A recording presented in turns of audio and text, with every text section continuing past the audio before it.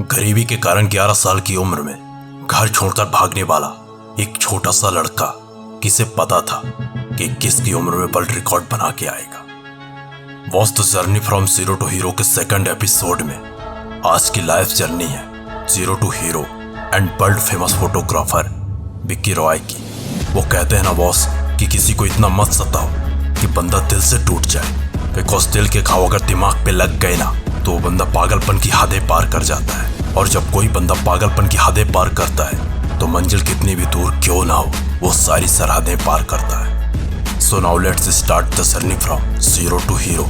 विक्की का जन्म बंगाल के एक छोटे से गांव फुरलिया में हुआ था।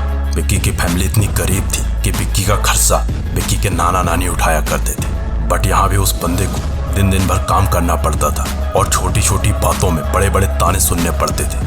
विक्की को घूमने फिरने का शौक था, लेकिन वहाँ उस लड़के को कैदियों की तरह रखा जाता था। और इसी बात से तंग आकर 11 साल की एज में वो लड़का घर छोड़कर भाग जाता है। 11 साल का वो लड़का घर छोड़ने के बाद दिल्ली आ गया और यहीं से स्टार्ट हुआ जीरो से हीरो बनने का सफर। वो कहते हैं ना बॉस कि जब किस्मत में कुछ ना लिखा तभी तो कोरी किस्मत लिखने में बंदे को मजा आता है। लेकिन दिल्ली उतरने के बाद विक्की को पता चला कि दुनिया उतनी छोटी नहीं है जितना वो समझा करते थे। और अकेले दिल्ली पहुंचकर वो 11 साल का लड़का खूब रोया एंड स्टेशन के किनारे बैठ गया, जहां उनकी मुलाकात कचरा बिन रहे कुछ लड़कों से हुई और उनसे विक्की की अच्छी दोस्ती हो गई। विक्की भी उन लड़कों के साथ कचरा बिनने का काम करने लगे। विक्की प्लेटफॉर्म से खाली बोतलें उठाकर उनमें पानी भरकर बेचा करते थे।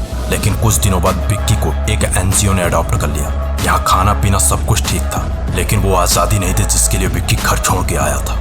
विक्की ने तय किया कि मुझे यहाँ भी नहीं रुकना है और एक दिन एनजीओ से भागकर दोबारा वहीं पहुँच गए जहाँ वो कचरा उठाया करते थे और फिर से कचरा उठाने का काम करना स्टार्ट कर दिया। कुछ दिनों बाद एक होटल में प्लेट धोने का काम करना स्टार्ट कर दिया और यहीं से जिंदगी बदलना स्टार्ट हुई जब एक बंदे ने विक्की को सलाम बालक ट्रस्ट में भिजवा दिया और इस ट्रस्ट ने विक्की की पूरी लाइफ चेंज कर दी।